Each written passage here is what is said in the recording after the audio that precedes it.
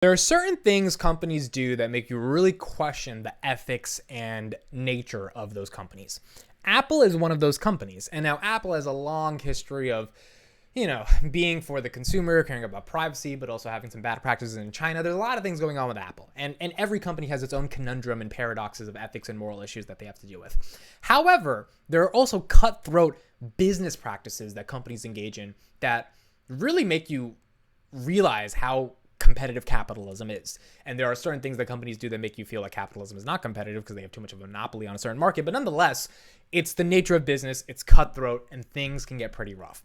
Well, Apple in iOS 14, in their latest update, and they're about 2 years now since their update, around 2020, it really started happening, 2021, it went into effect, decimated an entire section of the economy. What section of the economy is this? This is the section of the economy of small mom and pop stores, small e-commerce brands, small companies that are trying to get, users for their app, or trying to get people to understand their product, or trying to get people to care about the nature of what they're doing, what they're building. These are simple, small, little businesses that are trying to make it in the world, that are trying to be better than, what they were, that are trying to take an idea, trying to make it real. The reason I have always been a fan of big tech, Facebook, Google, etc., Amazon, is because for all of the crappy things that they do, they offer opportunity. What is opportunity? Opportunity is the ability to be like, okay, I need to access the world's attention in order to do anything that's meaningful. Meaning, if the world doesn't care about my product or my service, nothing matters.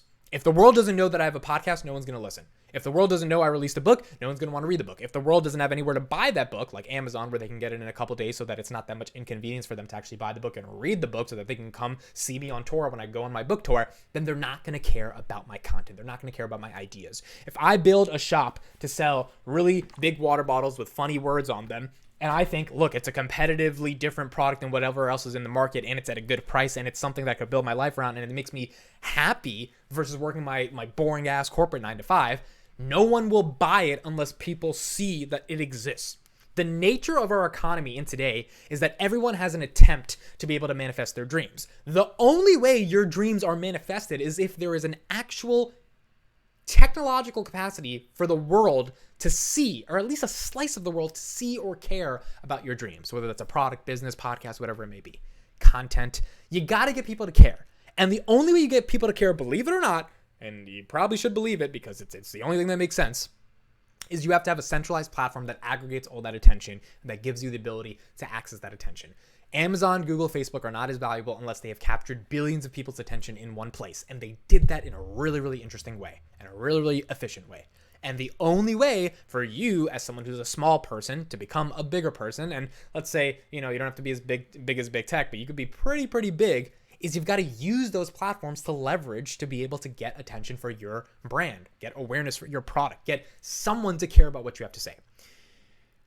The only way that happens is targeted ads. Now, there's two ways that happens. Number one, you post something and organically it reaches an audience, but that happens because of the algorithmic targeting of those platforms. Or you pay for your book to show up in someone's feed so that they can know about who you are, so they can buy your book, blah, blah, blah, blah, blah. And you market yourself, right? You promote yourself. But there's no way to market or promote yourself unless there is an ability to access audiences. So for so long, television studios and radio networks held the gateways to information and media and products that we buy and consume because there were only a few players that were able to actually advertise on those networks because you needed hundreds of thousands of dollars.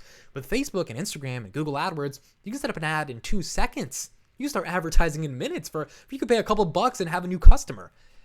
Well, you can't do that if Apple stops you from doing that. Here's a screenshot I found over the weekend. And my monologue will make a little bit more sense about needing to get the world's attention, because Apple and iOS 14 basically destroyed the ability for Facebook, Google, etc. to target in the most efficient way. They can still target, but when I mean hyper target, hyper specific, use that data to actually find people's attention, they basically destroyed that. This was a screenshot posted by someone over the weekend. This is Apple's personalized ads tracker. Personalized ads in Apple apps, such as the App Store and Apple News, help you discover apps, products, and services that are relevant to you. We protect your privacy by using device-generated identifiers and not linking advertising information to your Apple ID. Turning on personalized ads increases the relevance of ads shown by letting us use data like account information, app and content purchases, and where available, the types of news stories you read. Apple does not track you or share your personal information with any third parties. And then they say, do you want to turn off personalized ads or turn on personalized ads? The status here, or the comment here, was the caption, the audacity after decimating an entire economy. And the reason why I felt so passionate about seeing this, to make to talk about it today, is I was just like, goodness, they destroyed Facebook. I mean, that new ad tracking system, them not being able to track people in like the most hyper efficient ways, it didn't destroy Facebook, but it really took a hit on their advertisers. It really took a hit on Snapchat. It really took a hit on YouTube. Like YouTube still and Google still have search, so that helps them. But Facebook, Snapchat, all these other small businesses, small apps that are just trying to get more customers, they don't have the type of reach that a Google or YouTube has, because Google and YouTube control the world search. So when you don't have that, you really need to rely on some of the other big players like Facebook, which is why I've never seen Facebook as the most evil company in the world. I've seen them as a company that is genuinely just trying to connect people with products and services that they care about. And they're a stepping stone. They're a platform for a pizza shop or a podcast or a business or a guy who's going on a book tour, whatever it may be, to just find people that care about your stuff. And it's so important to find people that care about your stuff, because if no one cares about your stuff, you're not in business. You don't have any relevancy. No one cares about you. So when Apple introduced this, and they're allowing personalized ads on their systems, like apps and the App Store and all their products. Now the App Store is a huge place where they sell ads. Like, for example, if I type in Google right now in my App Store, the first paid ad will probably be something like Google. Or I don't even have to type it. Yeah, I didn't even have to type it in. So let's look at this right here. On my App Store, I open it up. Google is suggested. You see how it says suggested, and then there's a little ad logo right under Google? Google pays to be there. Why? Because the App Store has billions of people on it. So Google pays for their app to rank to be one of the top suggested apps. I actually don't download Google because I just use Google search and Safari, so I don't need it in order to get recommended. Why? Because Google also needs to pay to get people to use their stuff, even though they're an advertising business.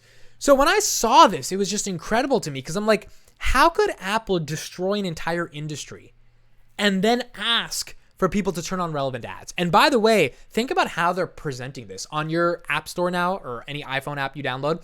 When it asks you to comply with Apple's regulation for privacy, it says, ask this app to track or don't ask this app to track, right? It's like this, like everyone's going to click don't ask to track, because like no one wants, to be tracked. It's like this, the vernacular, the vocabulary of that stuff feels like it's aggressive, feels like it's mean. Whereas here it's like, turn off personalized ads, turn on personalized ads. Apple's like, hey, you could turn it on or you could turn it off. It's whatever. It's just like, it just sucks, man, because Apple gets to get away with this. They're the biggest company in the world. They get to destroy an entire industry. They get to hurt all these mom and pop shops that are just trying to find new customers, that need tracking to do this. People say it's a violation of privacy. I fundamentally do not think it is a violation of privacy. I think there are different ways where you give up information to products to make your lives easier and more effective and more efficient, so you have a better time on those products. You don't want to see crappier recommendations on those products. So for Apple to be like, hey, that's all bad, that's all privacy. Here it's personalized ads. It's not about, data tracking or hurting your privacy. It's all about personalization. The entire vibe and tone of it just sucks, because now they're just like, hey, it's you want to get better relevant content, then turn on personalized ads. And it really sucks. The other thing about this entire situation is Facebook and Shopify. So I wanted to talk about Shopify here for a second. I started a Shopify business before. I know what it feels like to start an e-commerce store from the ground up. And you don't get traffic on your Shopify e-commerce store unless you're running Facebook ads. Now, maybe with TikTok, you can generate some traffic, but from at least 2017 to 2020, in order to drive traffic to an e-commerce website, you needed Facebook ads. And Facebook was making millions of dollars off, like hundreds of millions of dollars off these Shopify sellers. But these Shopify sellers, like myself at the time, were getting traffic. We were getting people to click on our products. We were getting people to actually buy and convert and buy our stuff. And it was amazing. And these are small businesses, small e-commerce websites that are just trying to make a little bit of profit, that are just trying to get the world to care about their products. And the only way you do that is if you have hyper-specific targeting. And when that hyper-specific targeting goes away, when the cost per click goes up, when the cost per impression goes up, when the advertising infrastructure dies, your ability to be relevant, unless you have, the ability to produce organic content at scale, it also starts to wither away. And it's just sad to me that Apple as a company was able to destroy that part of the entire industry, but now they're propping up their own personalized ads, essentially cutthroating Facebook's ad business by saying, hey, your version of ads suck, our version of ads are better, we're going to beat you in the ads business, which is Facebook's entire business, right? Facebook has nothing outside of the ads business. They did like $120 billion of revenue last year just on ads.